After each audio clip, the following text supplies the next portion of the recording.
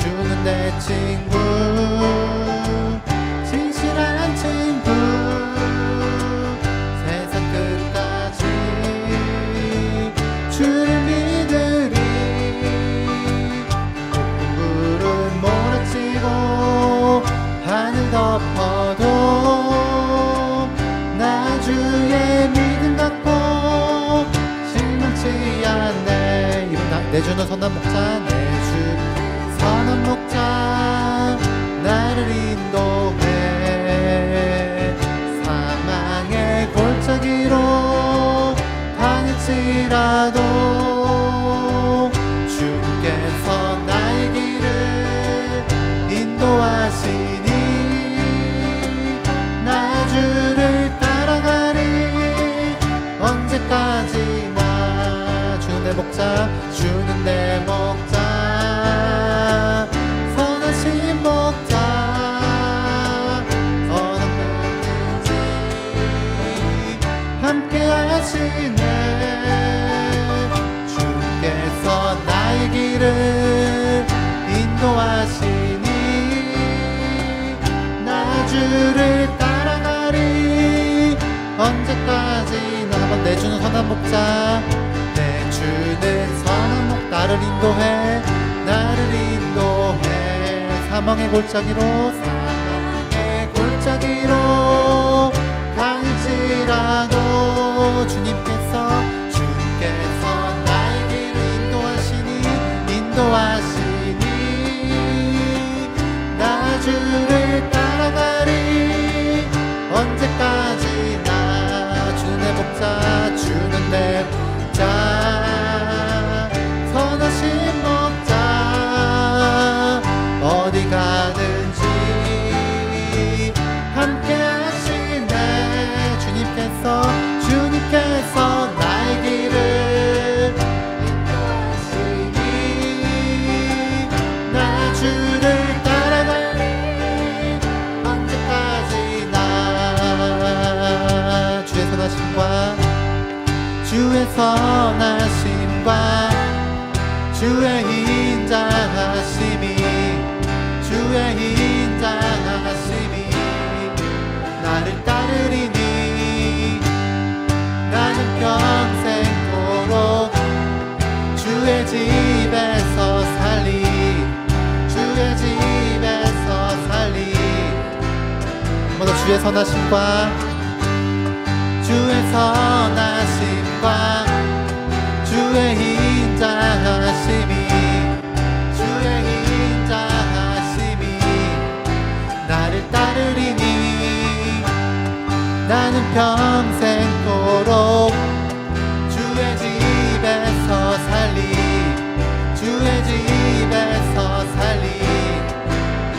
영원토록 주는 나의 목자, 주는 나의 능력, 원수의 목전에서 내게 상을 베푸시는 주는 내 위로자, 주는 피할 바위, 내 영혼을 만족, 힘과 진리 생명 되시네. 한 번 더 주의 선하심과 주의 선하심과 주의 인자하심이, 주의 인자하심이 나를 따르리니 나는 평생토록 주의 집에서 살리, 주의 집에서 살리. 영원토록 주는 나의 목자, 주는 나의 능력, 원수의 목전에서 내게 상을 베푸시는 주는 내 위로자, 주는 피할 바위, 내 영혼의 만족, 길과 진리 생명 되시네. 주는 나의 목자, 주는 나의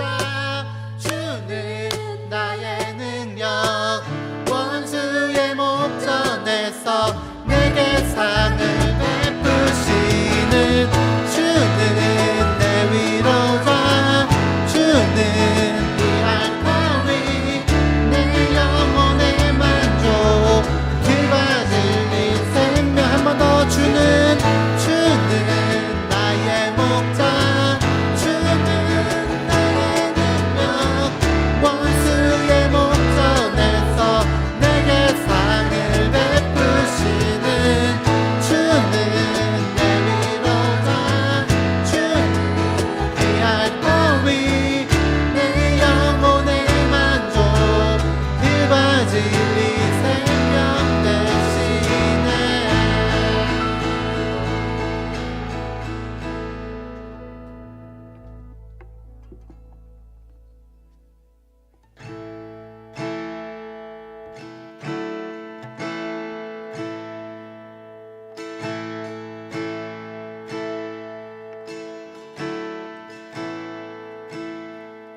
사랑해요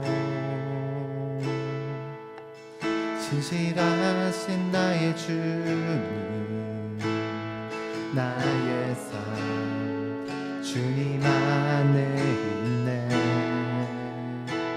눈을 뜨는 아침부터 다 잠들기까지 선하신 주를 노래하리 사랑해요 사랑해요 신실하신 나의 주님 나의 삶 주님 안에 있네 눈을 뜨는 아침부터 다 잠들기까지 선하신 주를 노래하리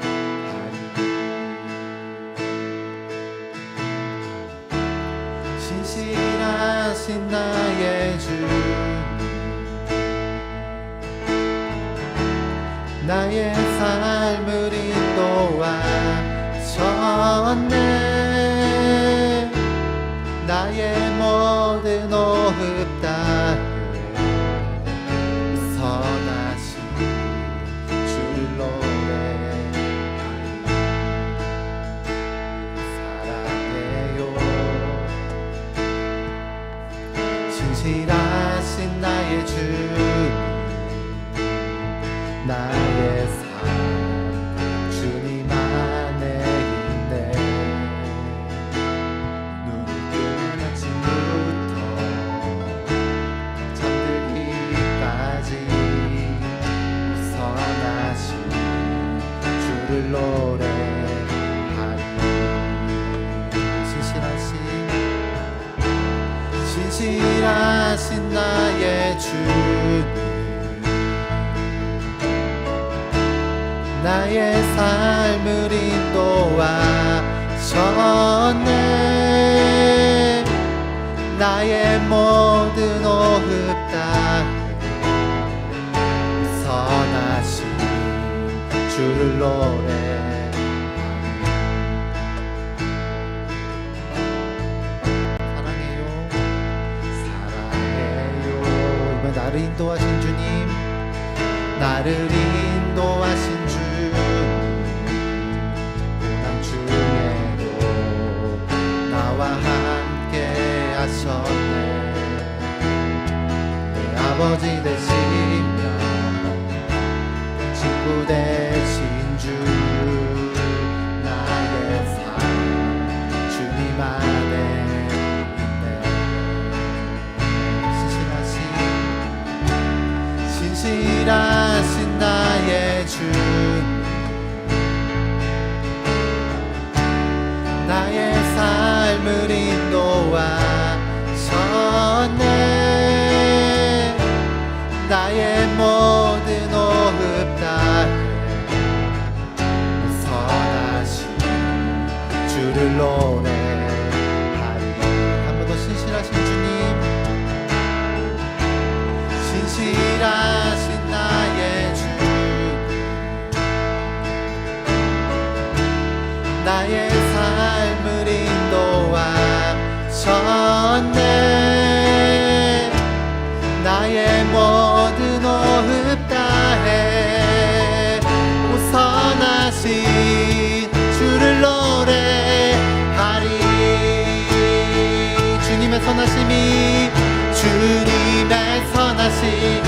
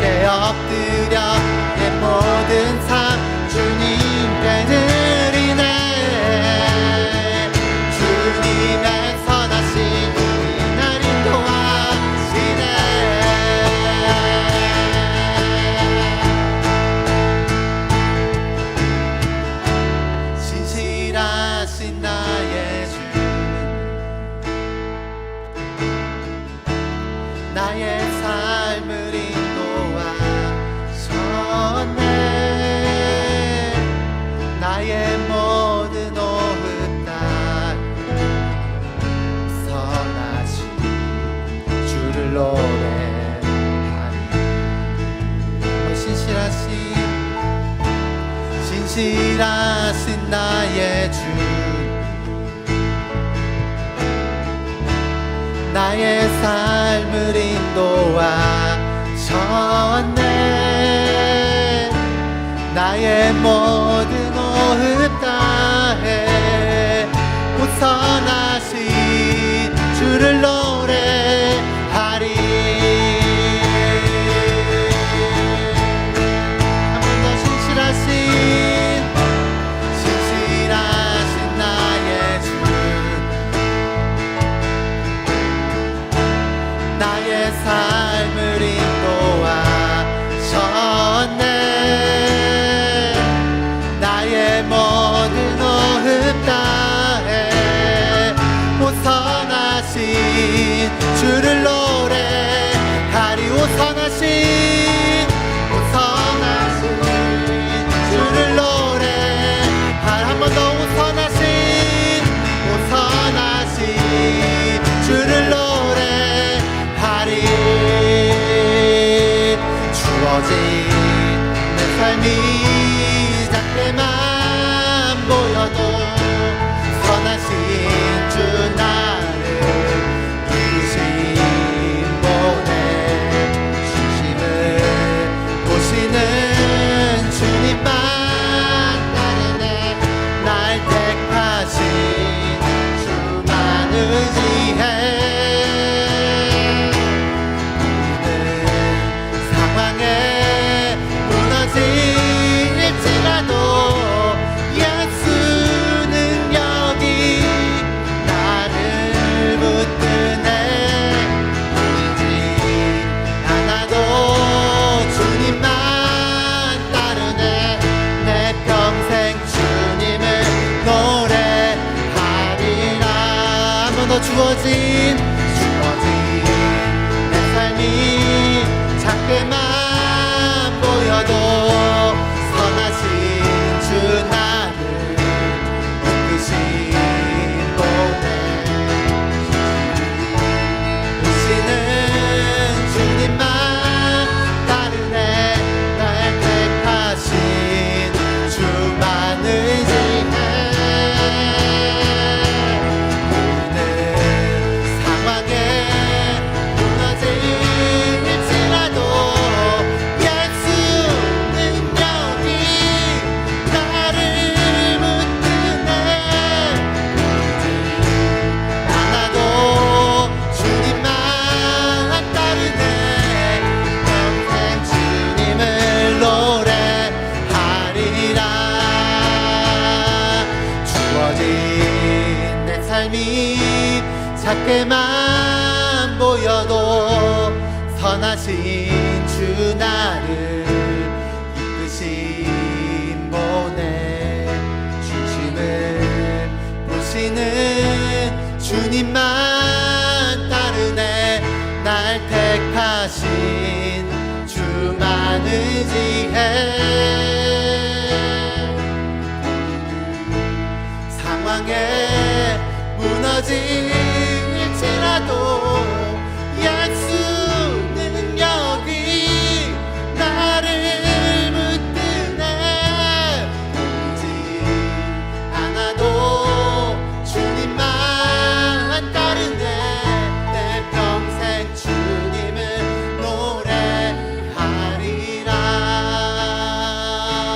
주어진 내 삶이 작게만 보여도 선하신 주 나를 이끄신 보내 중심을 보시는 주님만 따르네.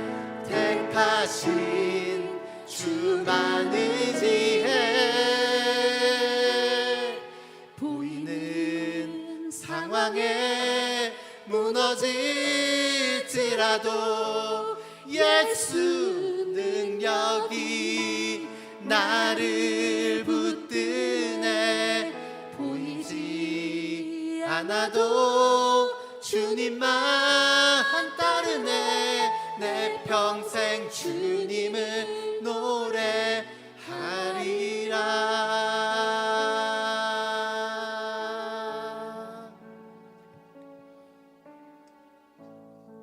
모두 같이 기도하실 때 우리 찬양 고백한 것처럼 그 선하신 예수님을 바라보시면서 같이 기도하십시다. 그분이 선한 목자 되십니다라고, 그분이 선한 인도자 되십니다라고, 그 한결같으신 그 완전하신 예수님이 우리의 목자 되십니다라고 우리 삶을 고백하시면서 우리 삶을 주께 내어드리시면서 같이 그렇게 기도하십시다. 같이 기도하시겠습니다.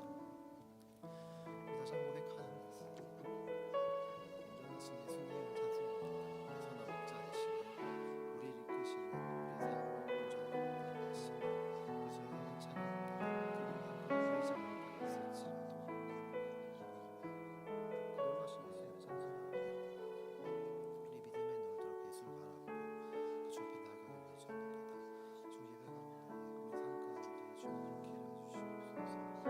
예배가운데 우리 삶 가운데 주님 함께 일하주시옵소서. 우리 삶도 우리 가운데 이제 함께 계시는 주님을 같이 그 선하신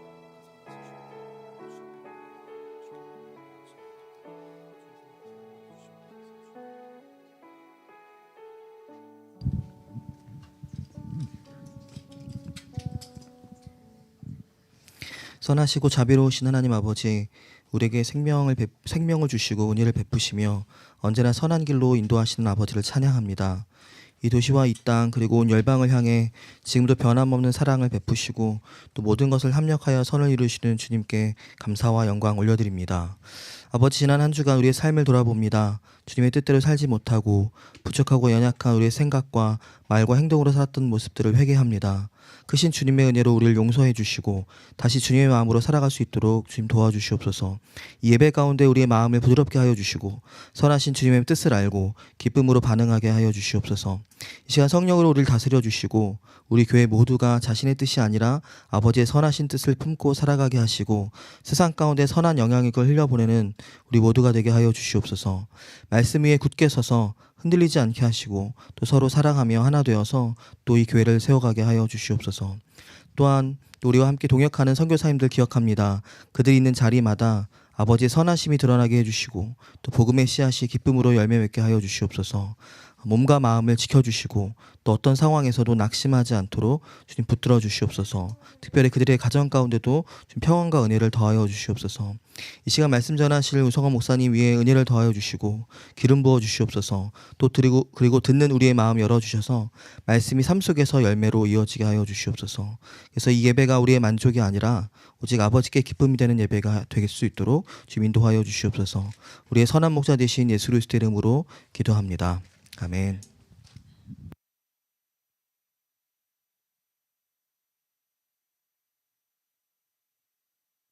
함께 말씀 읽고 말씀 나누도록 하겠습니다. 오늘 보신 말씀은 마태복음 말씀이고요.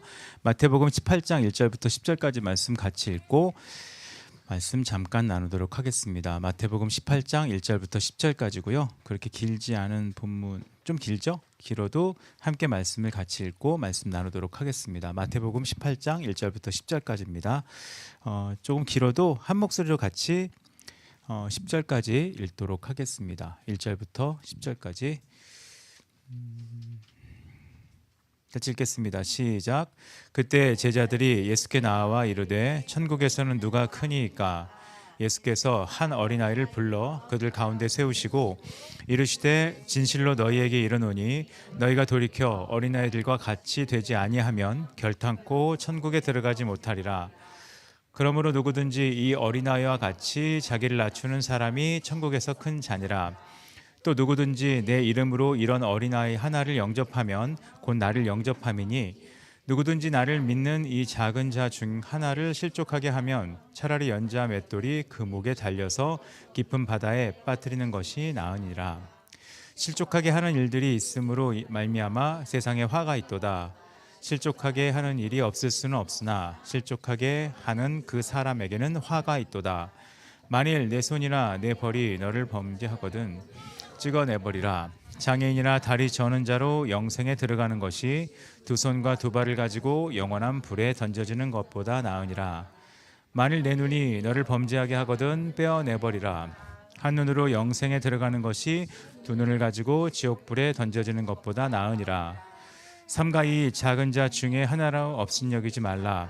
너에게 말하노니 그들의 천사들이 하늘에서 하늘에 계신 내 아버지의 얼굴을 항상 배옵느니라. 아멘. 다 아시는 말씀일 겁니다. 오늘 보통 어린이 주일로 섬기는 주일이고요. 또 오늘 베이비 샤워를 할 수 있다는 것도 참 우리에게는 의미가 있는 것 같습니다. 오늘 본문에는 예수님과 어린아이와 천국에 대한 교훈이 나와 있습니다. 그 예수님을 따르던 제자들이 와서 질문을 하죠. 그러니까 어른스러운 질문을 합니다. 천국에서는 누가 제일 큰 자입니까? 이런 질문을 했을 때 예수님은 자기 옆에 모인 여러 어린아이들 중 하나를 불러서 그들 앞에 세우십니다. 그리고 제자들이 상상하지 못했던 대답을 하십니다.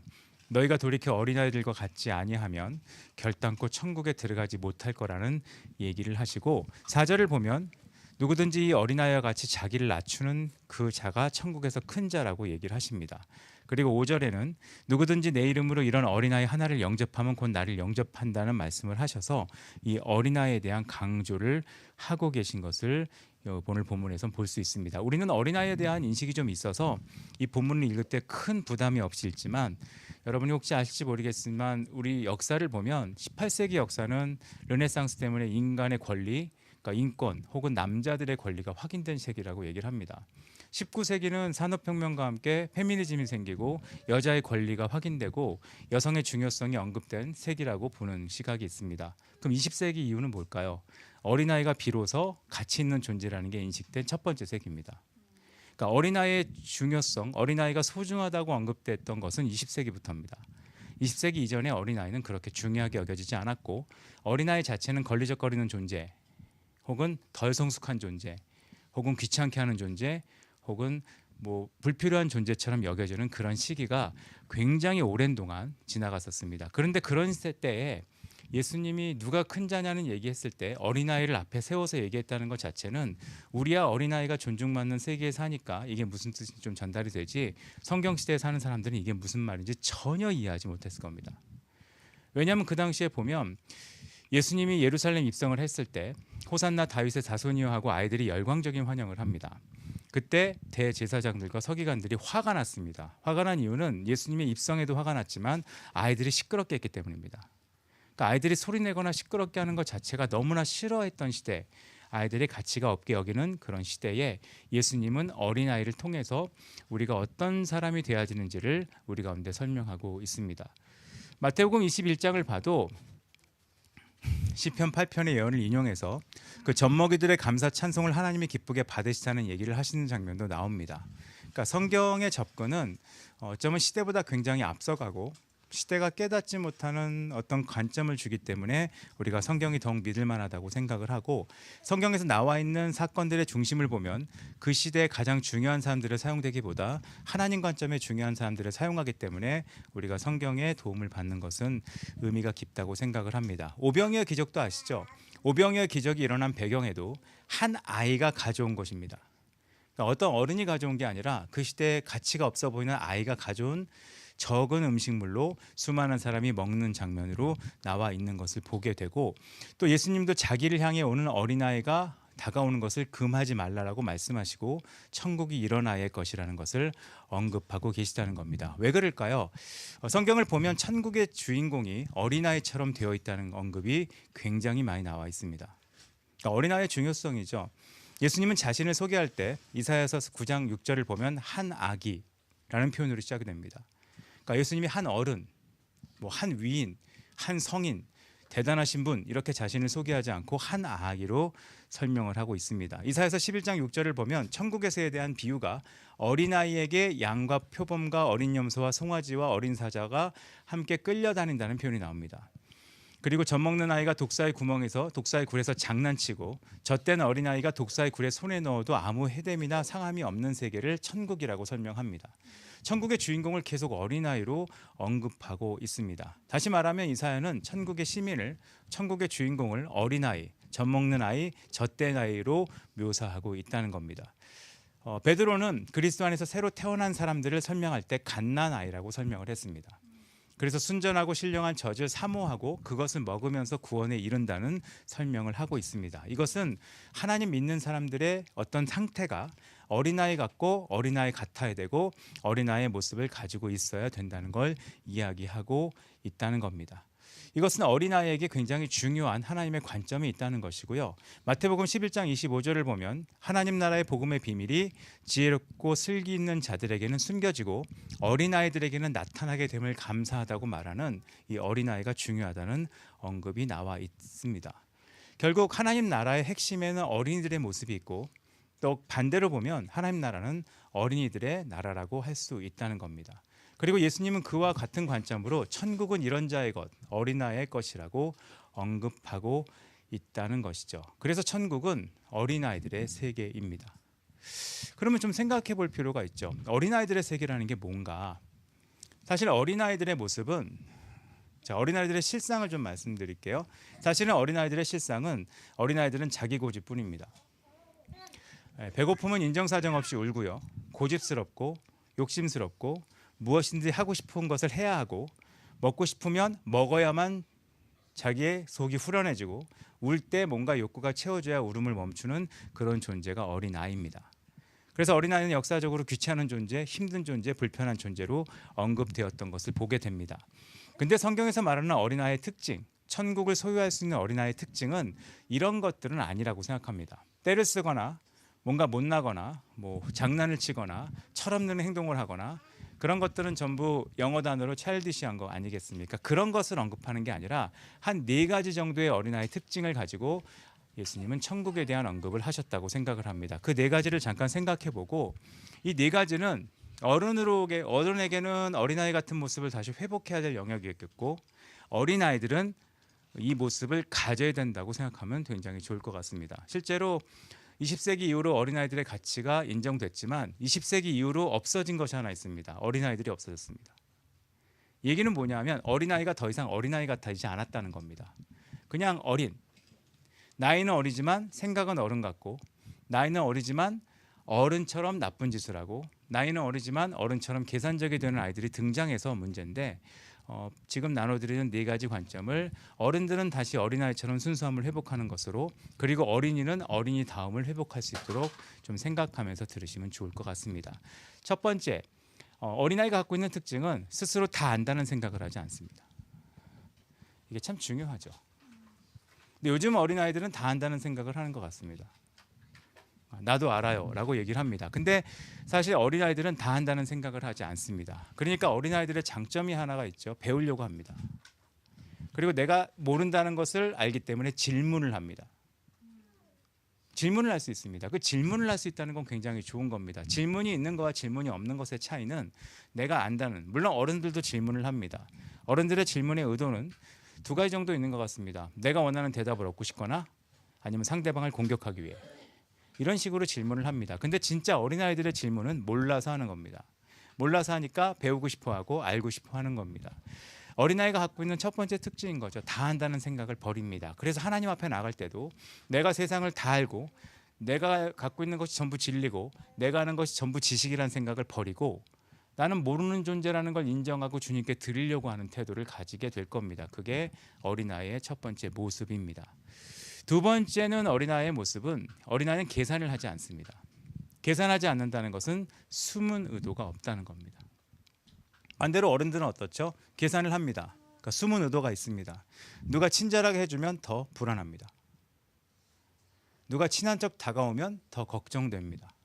왜냐하면 이 사람이 나를 뭘 뽑아먹을지 모르기 때문에 그렇습니다. 우리 또 그런 세상에 살잖아요. 친절할수록 아니면 물건이 쌀수록 아니면 뭔가 더 많은 서비스를 제공할수록 우리는 뒤에 깔려있는 뭐가 있을 거라는 걱정을 하게 됩니다. 근데 원래 어린아이들은 계산을 할 줄 모릅니다. 계산할 줄 모른다는 것은 숨은 의도가 없다는 겁니다.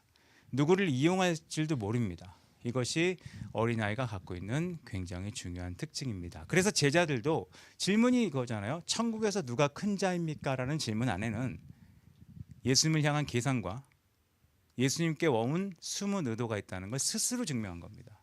내가 예수를 따르는 이유가 뭐죠? 예수님이 잘 되면 나도 잘 될 거라는 숨은 의도가 있고 그걸 이미 계산했기 때문에 그 계산의 답이 틀리니까 나중에 제자들은 떠납니다. 예수님이 십자가에 달리셨을 때. 근데 아이들의 경우는 계산과 숨은 의도가 없는 게 정상적이라는 겁니다. 그래서 아이들이 유괴도 당한 때도 있었고 범죄의 대상이 되는 이유도 계산을 못하기 때문에 이익을 계산하지 못하기 때문에 그렇습니다. 근데 요즘은 조금 달라졌죠. 아이들도 계산을 잘합니다. 그리고 스무노도가 굉장히 많이 있습니다. 그거는 순수함에 문제가 있는 겁니다. 아이라면 계산할 줄 모르고 스무노도가 없는 순수함을 가지고 있어야 그 순수함이 평생 어느 순간 내가 때 묻은 날이 됐을 때 돌아갈 수 있는 컴퓨터 용어 같은 거죠. 복원 시점이 생기는 겁니다. 한 번도 순수한 적이 없던 사람은 순수해지는 것이 거의 불가능하게 될 거라고 생각합니다. 그래서 어린아이는 계산과 스무노도가 없는 것이 장점이고, 그리고 계산해봤자 한계가 있고요. 그리고 어른들은 이 모습을 다시 회복할 필요가 있습니다. 세 번째는 같은 연결된 건데요. 다 한다는 생각을 버리고 계산과 스무노도가 없다는 것을 보여주는 하나의 모습인데, 어린아이는 체면이 없습니다. 이게 굉장히 큰 장점입니다. 체면이 없다는 게 왜 장점이냐? 하나님 앞에 체면이 없다는 겁니다. 물론 그 어른들이 나는 오늘부터 어린아이처럼 될래 그래서 체면이 없어지면 민폐 대상이 됩니다. 예, 나는 주님 앞에 자유로워요. 나는 체면이 없기로 했어요. 그러면 그분은 주님은 모르겠어요. 주님 입장은 모르겠지만 우리는 다 싫어하는 사람이 됩니다. 근데 그걸 얘기하는 게 아니라 하나님 앞에 나갈 때 아이들은 체면이 없습니다. 체면은 별거 아닙니다. 내가 배고프다고 얘기했는데 또 배고파요. 그러면 아기가 내가 체면이 있지, 하루에 몇 번 먹을 걸 달라고 하냐, 이런 생각은 하지 않는다는 겁니다. 그리고 체면이 또 한 번 작용하는 것은 실수하거나 실패할 때입니다. 아이들은 실수하거나 실패할 때 저도 아이들을 보면서 사춘기가 왔다는 걸 확인하는 한 가지 방법 중에 하나가, 자기가 실수하거나 자기가 잘못했을 때 화를 내거나 얼굴색이 확 붉어지면 사춘기가 온 겁니다. 반응이 달라지는 거죠. 아기 때는 안 그렇거든요. 아기 때는 실수하고 잘못해도 태어나거든요. 그 태어남이 엄마 아빠를 힘들게 합니다. 하지만 태어납니다. 근데 어느 순간 내가 잘못하거나 실수하거나 뭔가 문제가 생겼을 때 먼저 화를 내거나 얼굴이 벌개지거나 뭔가 이렇게 예상치 못한 반응을 보인다는 것은 체면이 들어왔다는 겁니다. 그러니까 이걸 더 얘기 듣고 싶어 하지 않고 더 건드리지 않았으면 하는 것이 들어온 건데, 그러면 이제 뭐 자아가 생긴 거죠. 근데 단점은 고쳐지기도 어렵고 새로워지기도 어려운 상태가 됩니다. 근데 어린아이의 장점은 체면을 중요하게 여기지 않습니다. 예, 사람끼리는 체면을 중요하게 여기십시오. 근데 하나님께는 체면을 중요하게 여기지 않는 것이 굉장히 중요합니다. 저는 DTS 강의를 다니잖아요. DTS 가면 DTS에서는 용서를 구하는 걸 합니다. 용서를 구하는 걸 하는데 가면 갈수록, 제가 저만 그런지 모르지만 해가 지나면 지날수록 용서를 사람들이 잘 못 구합니다. 이유는 체면이에요. 어떤 분은 이렇게 용서를 구합니다. 뭐 이것까지 뭐 잘못이라고 해야 될지 모르겠지만 아무튼 죄송합니다. 그럼 이렇게 대답해주고 싶었어요. 아니 뭐 이런 사람까지 용서해야 될지 모르겠지만 아무튼 용서합니다. 이렇게 할까? 기분 나쁘게. 체면인 거예요. 그 체면은 변화를 일으키는, 또 하나님 앞에 새로워지는 것에 한계가 있고요. 체면이 중요하다는 사람이 못하는 게 있겠죠. 저는 몇 번 말씀드렸지만 잘못했단 말을 못합니다. 계속 반복해서 말씀드리는 거예요. 기독교인이 되는 첫 번째 단계는 잘못했다는 걸 인정하는 거예요. 병원에서 치료받는 첫 번째 단계가 뭐예요? 내가 아프다는 걸 인정하는 거거든요. 똑같습니다. 그러니까 미안하다, 잘못했습니다, 내가 뭔가 문제가 있습니다, 내가 지금 도움이 필요합니다라 인정할 수 있는 이 체면 없는 행동이 치유와 회복과 변화를 낳을 수 있는데, 어린아이들은 체면을 중요하게 여깁니다. 아니요, 중요하지 않게 여깁니다. 근데 어른들은 체면 때문에 해야 할 말을 하지 못해서, 관계도 그렇습니다. 내가 잘못했어, 미안해하면 관계가 회복되거든요. 어른들의 관계가 빨리 회복 안 되는 이유는 요 말을 못해요. 내가 그렇게까지 해야 되는가? 그래서 어린아이 같은 체면을 중요하게 여기지 않는 태도가 필요하고, 특별히 하나님 앞에선 솔직하지 않고 체면을 따져서 하는 모든 간구와 기도는 자기 체면이지 기도라고 할 수가 없습니다. 그래서 체면을 중요하게 여기지 않는 어린아이의 모습을 우리는 가질 필요가 있습니다. 그리고 체면을 중요하게 여기는 공동체는 가면 힘들죠. 저는 체면을 중요하게 여기는 모임을 정기적으로 갑니다. 그걸 이제 목사들의 모임이라고 하죠. 되게 힘듭니다. 되게 힘듭니다. 목사끼리 무슨 싸움이 나면 초등학교 싸움보다 더 답답합니다. 저 빤히 잘못했거든요. 그럼 미안하다고 하면 되는데 미안하다는 말을 죽어도 안 해요. 몰라요. 안 죽어봐서 모르겠습니다. 죽으면 하는지. 근데 그 체면이 결국은 별거 아닌 일이 더 확대돼서 막 그 돌이킬 수 없는 싸움으로 번지게 만들거든요. 그래서 체면을 중요하지 않게 여기는 것은 참 어린아이의 태도라고 생각합니다. 마지막으로 어린아이의 갖고 있는 장점은 자신의 한계를 인정합니다. 그러니까 난 이걸 못해요. 난 이걸 할 수 없어요. 이 한계를 인정한다는 것은 좋게 말할까요? 메타인지가 좋다는 겁니다.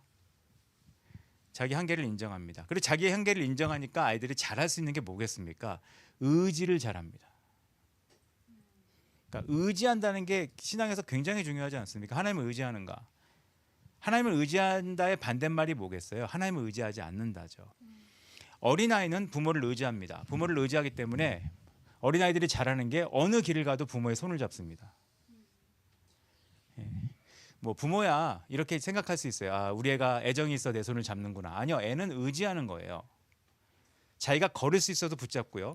그런 것들을 하게 됩니다. 그러다가 나이가 먹으면 뭐 쑥스러워서 손을 안 잡지만 어느 이상 나이가 되면 자신의 한계가 부모의 한계보다 더 괜찮다는 생각을 하게 되죠. 그러면 어떻게 되죠? 부모를 더 이상 의지할 필요가 없습니다. 그럼 성인이 되었다는 것은 부모를 별로 의지하지 않고요. 인간의 삶은 나중에 부모가 자녀를 의지하는 거로 바뀌게 됩니다. 근데 하나님과 우리 관계는 다르거든요. 하나님과 우리 관계는 우리는 늘 한계가 있습니다. 한계가 있다는 증거는 의지한다는 겁니다. 어떤 분들은 얘기해요. 아, 저는 하나님 믿습니다. 믿겠죠. 근데 의지하느냐? 의지하지 않고 믿는다는 거는 거짓말입니다. 그건 거짓말이에요. 그건 우리는 의지한다는 것이 믿는 것 안에 포함되어 있다는 걸 가끔 까먹고 삽니다. 그래서 제가 옛날에 썼던 예지만 비행기 타면 그 구명조끼가 있습니다. 우린 구명조끼가 우리를 구해줄 걸 믿겠죠. 하지만 의지하진 않죠. 이유가 뭐죠? 비행기가 추락한 게 아니잖아요. 그리고 의지할 일이 생기는 것을 싫어합니다. 절대로 의지할 일이 생기면 안 됩니다. 그냥 작동이 되면 되는 거, 그 정도 생각하는 겁니다. 하나님을 믿는다는 게 그런 거겠죠. 하나님은 나와 상관이 없지만 언젠가 내 인생에 힘든 일이 있으면 작동만 해주시면 돼요. 기적을 일으키거나 병을 낫게 하거나 재정적으로 풀어주거나 그 일만 하시면 되고 평소에는 내가 의지할, 나머지는 내가 한계가 없거든요 라고 생각하는 건 믿음이 아닙니다. 그냥 자신의 한계를 늘 인정하는 것이죠. 근데 어린아이의 장점은 자신의 한계를 인정한다는 겁니다. 그리고 실제 아이들은 한계가 있어요. 그럼 어른은요? 어른들도 똑같이 한계가 있습니다. 사실 나이만 많이 먹은 어린아이와 똑같을 때가 얼마나 많습니까? 우리의 한계, 우리가 갖고 있는 한계. 그래서 어린아이의 장점은 의지할 수 있다는 겁니다. 다시 말하면 이걸 다 합치면 어린아이는 딱딱하게 굳어진 자존심을 갖고 있지는 않다는 겁니다. 유연하게 열려있고 변화될 수 있고 받아들일 수 있고 고백할 수 있고 그런 유연성을 가지고 있다는 겁니다. 저는 오늘이 어린이 주일이기도 하고 또 어린아이에 대해 생각해 볼 중요한 날이라고 생각합니다. 우리는 과연 유연한가?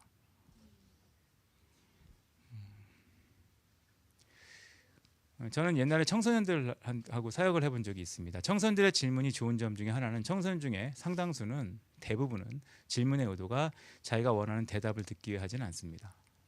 청소년까지는 그런 것 같아요. 그러다가 제가 나중에 청년부를 맡으면서 놀랬던 것 중에 하나는 청년들의 질문은 상당수가 자기가 듣고 싶어하는 대답을 들을 때까지 물어보더라고요.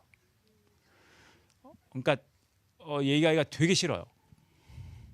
부자 청년하고 똑같은 거예요. 부자 청년이 예수님에게 왜 질문했겠습니까? 부자 청년의 질문의 의도는 딱 하나입니다. 넌 아무것도 안 해도 돼. 그 말을 듣고 싶은 거예요. 그러니까 자기가 했던 걸 다 얘기한 거예요. 저는 이렇게도 하고 이렇게도 하고 이렇게 했습니다. 근데 뭘 더 해야 되죠? 근데 예수님은 폭탄 같은 얘기를 하신 거죠. 그러니까 어떻게 됐죠? 근심하며 떠나버린 겁니다. 저는 우리가 유연해졌으면 좋겠어요. 어린아이처럼. 체면이 없는. 하나님 앞엔 체면이 없는. 그리고 우리도 서로 좀 투명한. 그리고 계산이나 숨은 의도가 없는. 이게 사역하면서 느끼는 어려움인 것 같아요. 다 안다는 생각을 하는 사람들의 주장, 계산과 숨은 의도가 있는 사람들의 행동, 체면 때문에 이상한 행동을 하는 사람들, 자신의 한계를 인정하지 않고 의지하지 않고 독단적으로 움직이는 사람들, 그런 사람들이 가득한 공동체나 사람의 모임에 가면 되게 힘듭니다. 근데 우리가 어떨 때 굉장히 좋다고 얘기하는 공동체나 모임은 스스로 안다는 생각을 버리고 자기의 연약함을 고백하고 계산이나 수문 의도 없이 서로 대하고 체면을 중요하지 않고 자신을 열어놓을 수 있고 그리고 한계를 인정하고 서로 의지하고 도와주고 돌볼 수 있는 그런 관계가 참 좋다고 생각하거든요. 아마 천국은 그런 곳일 겁니다. 천국은 체면이 가득해서 속에 있는 것을 안 보여주는 그런 것도 아닐 것이고, 천국은 웃지만 왜 웃는지 더 긴장해야 되는 그런 것도 아닐 것이고, 천국은 다 안다고 큰 소리 치는 사람들만 모여 있는 것이 아닐 거고, 천국은 자신의 한계를 모른 채로 헛짓하는 사람만 가득한 곳은 아닐 거라고 생각을 합니다. 그게 천국이라고 생각합니다. 그런 천국의 주인은 어린아이예요. 어린아이는 다 안다는 생각을 버리고 계산과 수문 의도가 없이 체면을 중요하게 여기지 않고 자신의 한계를 인정하고 의지하는, 그게 어린아이의 모습입니다. 좀 한 주 동안 생각해 보시면 좋을 것 같아요. 나는 어린아이의 모습이 아직 있는가? 그리고 우리에게 있는 어린아이들을 좀 보셨으면 좋겠습니다. 얘네들은 어린아이 같은가?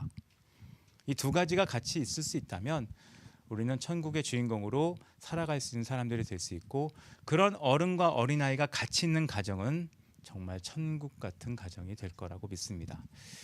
바라기는 예수님이 얘기하신 것처럼 누가 더 클 사람이 될 거냐, 세상이 얘기하는 권력이나 성공 중심의 생각을 잠깐 내려놓고 천국은 어린아이 같다고 했는데, 어린아이 같은 사람들의 것이라고 했는데, 내가 더 어린아이 같을 수 있도록 잠깐 고민하는 한 주를 보내시는 여러분 되셨으면 좋겠습니다.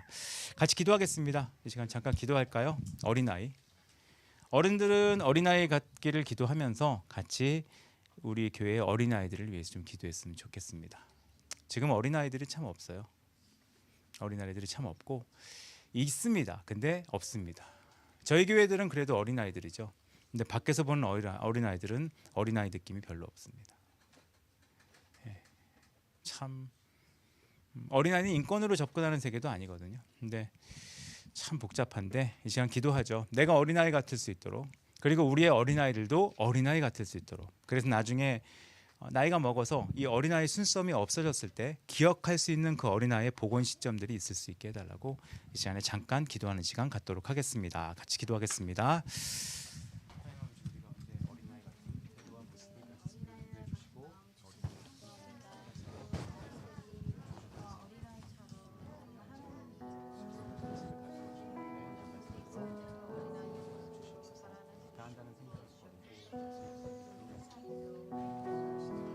장점들 우리가 가질 수 있도록 하나님 역사를 주시옵소서. 세상은 힘 있는 사람을 얘기하고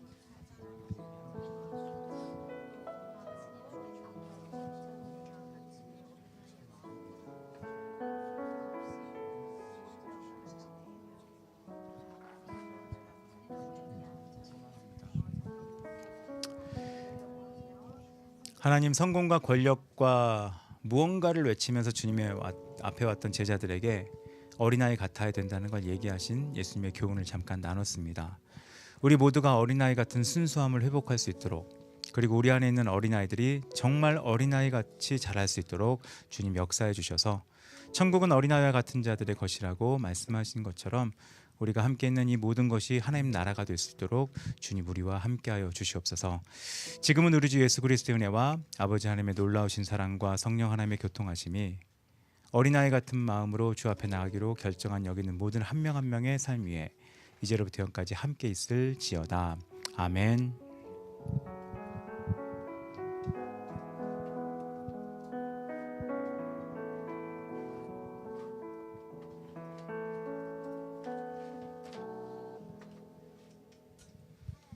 예배를 마쳤고요. 오늘 베이비 샤워하는 날이어서 사회를 봐주시면